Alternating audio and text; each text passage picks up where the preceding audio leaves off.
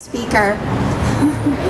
Before I ever went to Taiji, I had never seen whales or dolphins in the wild, and my dream come true. My dream was to see orcas in the wild. And one day I responded to I am going to tell the Twitter story. Okay. So there was a post of an orca, and I just responded. I said, wow, this is a dream come true for me. I would just love to go and see orcas in the wild. And this person just responded and said, well, you should go to San Juan Island. And I said, where's that? I had no idea. And he explained, he took the time to tell me and line up an itinerary for me. And I kid you not, my trip was booked within 24 hours. I dropped all my plans, headed to San Juan Island, and was able to see not only orcas, but a superpod, which is all three southern resident orcas all together. And it was a dream. And he's just like, I can't believe you did that. I can't believe you listened to me. So long story short, we became social media friends and had never met before. And he's actually our next speaker. And not only that, we both now live on San Juan Island and are practically neighbors and good friends till this day. And that's been 6 years ago? So it's a true story. He changed my life. So, co-owner of Maya's Legacy Whale Watching, Captain Jeff Friedman.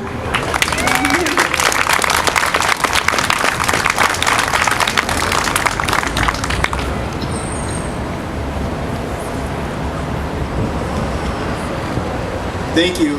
It's great to be here. Just want to know that Melissa is still the only one that's ever really listened to me.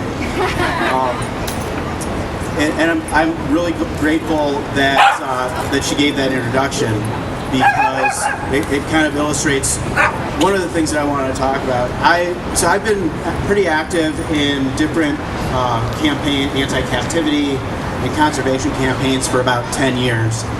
And now I consider myself the luckiest person on the planet, because I get to take people out every day to see orcas in the wild.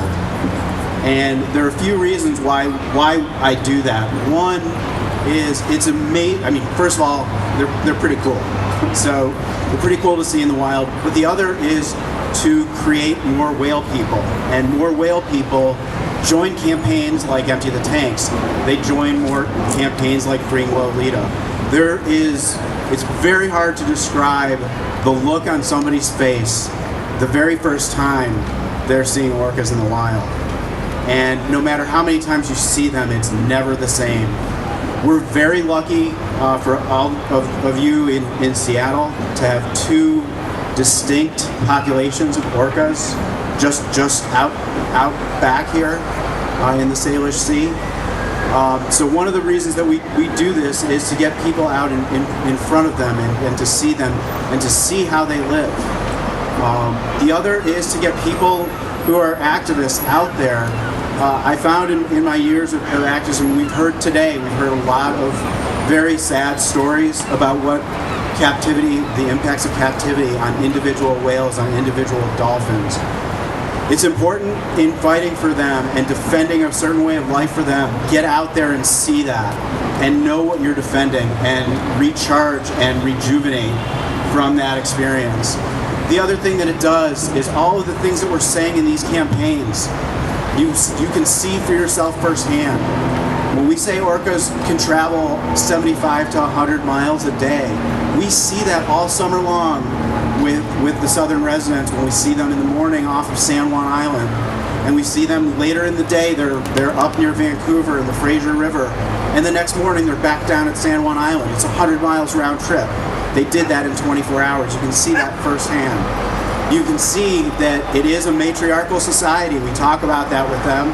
And there are times that we see Granny, J2, the matriarch of the southern residents, going off by herself. She's heading north. No one's listening to her. She's going by herself. What are they doing? What are they doing? And eventually, it's almost like they say, you know what, we better get out of here and go catch up to Granny. She's going north. If we know what's good for us, we're going to go north too. You see them in their social groups. You see the physical contact. And to see that and to share that with other people is a really rejuvenating experience. It's an educational experience, and it creates more whale people like what Melissa was talking about. The only other thing that I want to touch on, and David touched on it a bit too, there's captivity can take many forms and has a different sense to captivity. It's not necessarily just an orca in a tank or a dolphin in a tank, but it has different forms and different impacts.